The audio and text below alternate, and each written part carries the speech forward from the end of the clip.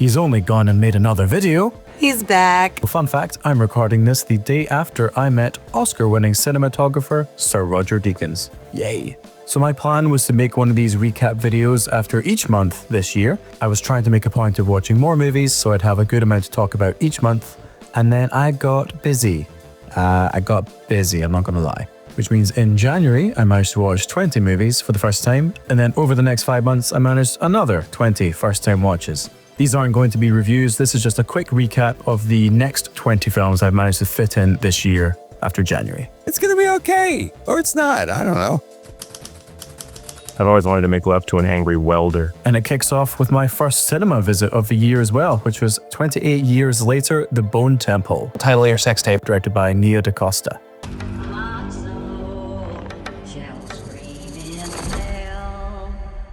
So I wasn't totally wild about 2025's 28 years later, but the second one, The Bone Temple, I think is a big improvement. From a directing standpoint, I think this was a much stronger film than the previous. I think the story here helped to improve on the ending of the last film. I just really like the dynamic between all of these characters, and I'm really hoping we get another one. I know this didn't do that well at the box office, but without spoiling anything, they've left this one open for a third entry, and I'd like to see it, even if it's the last one. And next up was 1987's Fatal Attraction, directed by Adrian Lyne, or Line. I don't know how you pronounce that, and I'm not going to check. I can't lie, I think I just checked this one out to get the context of the Bunny Boiler scene. This is also the first of the Michael Douglas is a horny motherfucker series of films that I've yet to check out. It was good to check this out. I don't really have that strong an opinion on it either way, apart from kind of wanting to just punch him in the face because why are you doing this? Your wife's hot. What are you doing? But it was cool to go back for this kind of throwback, sexy thriller era that we don't really have anymore. And next is Megan 2.0, directed by Gerard Johnston. Hold on to your vaginas. Now, I had heard this movie was complete dog shit, so I don't know why I actually went to watch it. I thought the first one was okay, and I figured surely this would do at, 3 in the morning. And I thought it was okay. I don't know why everyone had such a big problem with this film. It definitely dropped any pretense of being remotely horror and just went full T2, and I think that could work as a direction going forward if it didn't completely tank at the box office, so this is it. The biggest problem I had was the film introduced an idea toward the end and then didn't commit to, and I think it would have been a much stronger finale had they actually stuck with that idea instead of just instantly undoing it. But other than that, honestly, I enjoyed it. I think this one's way overhated. And next is probably the weirdest one on this entire list, and it's Generation X from 1996. This one is directed by Jack Sholder, and it's technically, if you squint, the first X-Men movie. It's based on a spin-off title called Generation X from the 90s. It's basically just about a bunch of horny teens with superpowers that they use like once each because the budget was so small. This thing is very cheap, very cheesy, lots of Dutch angles, terrible effects, overacting, kind of porn level acting and costumes if I'm being honest. But it was pretty interesting to go back to this thing that's never even made its way to DVD, Blu-ray, nothing. It's been stuck on VHS. I've had the VHS for ages, and I finally watched it the day before its 30th anniversary because I had started making a whole video dedicated to this movie. And again, I got busy.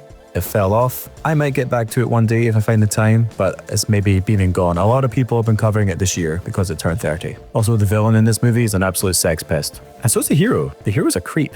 Honestly, they're all creeps. They're all horny creeps. I cosmically shit my fucking pants. And then it's the new I Know What You Did Last Summer, directed by Jennifer Caton Robinson.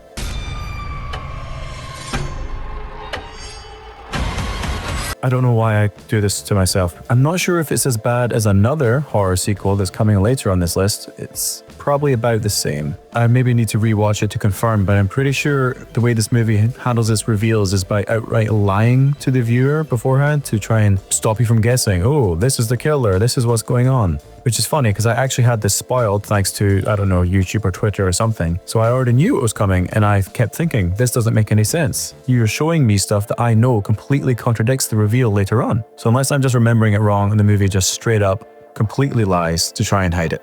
And even if it turns out that I'm wrong and it actually does make sense, it still sucks. I'm sorry. A lot of very dumb, very unlikable, and again, very horny characters. What's going on here? I haven't seen it in about 20-something years, but I have a feeling the second one with Jamaican Jack Black might be better. And then it's Bone Lake. Also the title of your sex tape. Directed by Mercedes Bryce Morgan.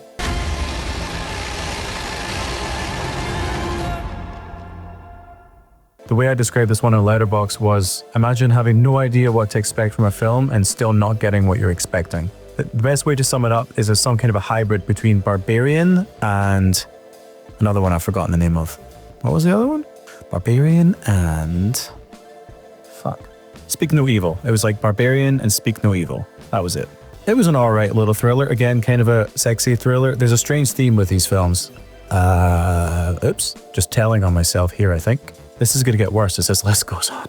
Whoops. I would say avoid this movie if you're remotely squeamish about seeing something real nasty happen to a guy's no-no zone. This one's kind of faded from my memory in the time since I've watched it, so I can't really say a whole lot more than that. But that no-no zone shot, yeah, I remember that. And next, it's Together, directed by Michael Shanks.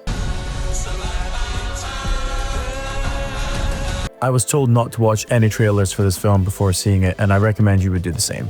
Just because they pretty much show you all of it. This is a really cool, gross concept. It's the kind of thing that gets my interest. I don't like other people, so the idea of getting stuck to one is not my cup of tea. Although maybe if it was Alison Brie. What?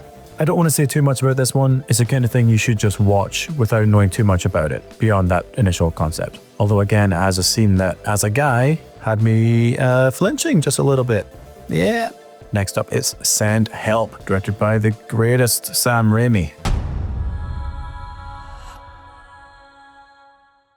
This is one of those trailers I think I saw constantly leading up to this thing, but the film still really holds up, so you don't have to worry if you've seen the trailers. It kind of walks this fine line between being quite subdued for a Sam Raimi movie and then going batshit Sam Raimi when it's called for. The two leads, of course, do a lot of the heavy lifting, and they are perfect in this film. And I forgot to say that this was another cinema trip. And there was a particular bit of violence that had a few people around me going, oh, no. I'm not sure you can go wrong with Sam Raimi horror. It's just feels right. And wrong at the same time. And another cinema visit was directed by Gore Verbinski, or an completely unhinged Gore Verbinski, I think the trailer says. Again, a good one to skip the trailers. I think you can maybe describe this as Terminator for the TikTok generation. There's a great ensemble cast here, of course Sam Rockwell in the lead, Are any of you even listening to me? as well as everyone's favorite Marvel actor. Yeah, right? There's some really cool, crazy shit going on in this one, but also has a bit of a nihilistic look at our possible future as far as technology and social media and all that crap goes. Good movie, check it out. And later that night, I decided to watch something in completely the opposite direction, which is Anyone But You, directed by Will Gluck. Decided to finally give this a go just to justify hearing that Natasha Bedingfield song so many times. What year is this? We're beyond that. It was fun seeing a new rude rom-com. There's swearing, there's butts, there's boobs, there's big spiders, if that's your thing. This one I know was a big hit at the box office, partially just because of all the sort of rumors behind the scenes, and look at the main cast. I mean, what are you gonna do? That shit makes money. But if they don't make a sequel called Anyone But You 2, you know, you failed. Convincing enough? And then another cinema trip, this time for what is so far my favorite movie of the year, which is Project Hail Mary. Directed by Phil Lord and Christopher Miller. Just watch this one. Just do it. It's good for you. Good for your soul. This also feels like something we've been missing for a long time. And I mean, everything really in this film worked. I don't think I had a single issue with any part of it anywhere. It's exciting, it's funny, it's tense, it's really just got everything that kind of sci-fi blockbuster Hollywood movie is meant to have. And it's yet another one you don't want to say too much about just in case people don't know what they're in for with this one. So all I'll say is, amaze. And I said it in my January recap, but unfortunately I am cursed with watching crap shark movies. And Thrash, directed by Tommy Wirkola, probably another mispronunciation, but sorry. This movie could have cut its entire B-plot with a group of kids in a house and just stuck with its two main characters. I mean, it's only about 80-something minutes anyway. It's basically just the exact same movie as Crawl, except, you know, sharks and dumber. And I always find it funny in movies when someone gets their hand cut off, or in this case bitten off, and then they kind of flail around with a stump that's just big enough to fit their hand in. It's weird. Loads of movies made that mistake though, so hey, it wasn't a terrible movie as far as, you know, shark movies these days go. But if you needed an entire subplot to beef up an 80-something minute, 86-minute runtime, you might need to try harder. After that, I checked out Borderline, directed by Jimmy Warden. It's got Samara Weaving, Ray Nicholson, and the late great Eric Dane. This feels like someone heard that story about the sort of stalker or burglar at Madonna's place back in it was either the 80s or 90s, and just thought, that's a movie. The standout in this one is Ray Nicholson, Jack Nicholson's son, just being completely fucking unhinged. That guy is a little too good at playing crazy psycho people. See Novocaine that I watched in January as well for further proof. If you've seen Mia Goth in Peril, I think you'll get a pretty obvious, I guess, homage to that one, or it's just a pretty big coincidence otherwise. It's a little uneven and not exactly scary, but it makes up for it with some of the humor and some pretty gnarly deaths. Again, this one did the trick at, 3 in the morning. I watch a lot of these movies late or early, depending on your definition. Please help yourself to champagne and first aid. Next on the list was Nobody 2, and I'm sorry, but I'm just not going to try and pronounce this director's name. I'll fuck it up. I really enjoyed the first Nobody, so I was keen for this one. This one is good, it's not as good. I think they've already stretched this concept as far as I can go with this one. I'm not sure if they're making a third one. I would still watch it. This feels like the kind of logical extension of that first film. Although in saying that, if you give me more films of Bob Odenkirk just beating the shit out of little dickheads, I mean, yeah, I'm probably just gonna watch it. Also, we can be Christopher Lloyd killing a bunch of people. Maybe I like this more than I thought. I didn't realize Sharon Stone was in this. So that's cool. She's the bad guy. I know this isn't a movie as such, but it's the Punisher One Last Kill special presentation directed by Reynaldo Marcus Green.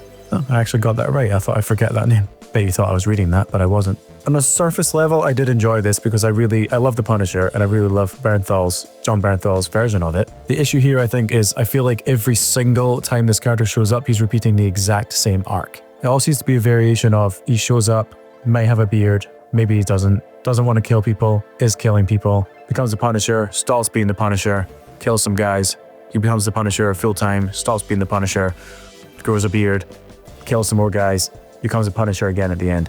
Over and over, we have this loop. The action scene toward the end was great. Literally half of this thing is action. But would it kill you to just have him in the goddamn suit? This thing was bloody as hell though, so props for that. This guy's gonna be in Spider-Man suit. What the fuck? Then it's Scream 7, directed by Kevin Williamson.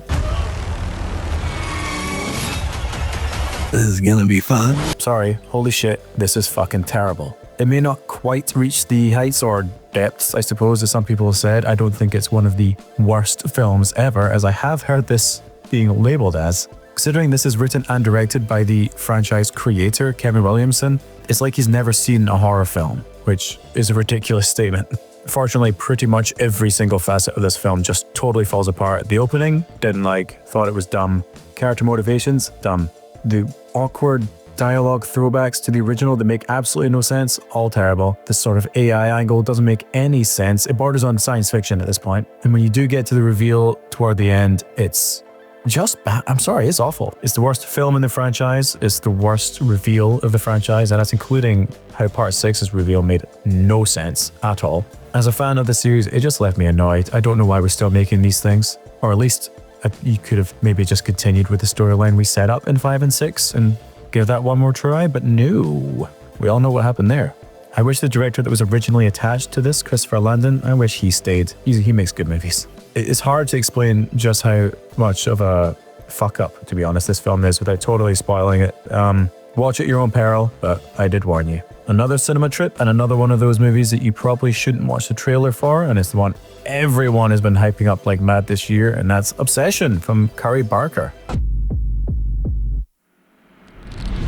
As someone who's seen all of Superman and Lois, this was an eye-opening experience. I saw this one in an absolutely packed cinema, and the audience were definitely engaged. The woman next to me was sinking into her seat every so often and just borderline having a panic attack. This is a film that really, it has to either be seen on a big screen or on Blu-ray. If you stream this thing, it's intentionally photographed very, very dark. It's a very dark film. If you watch it on streaming, it's going to fall apart and you're going to lose a lot of what makes this film work.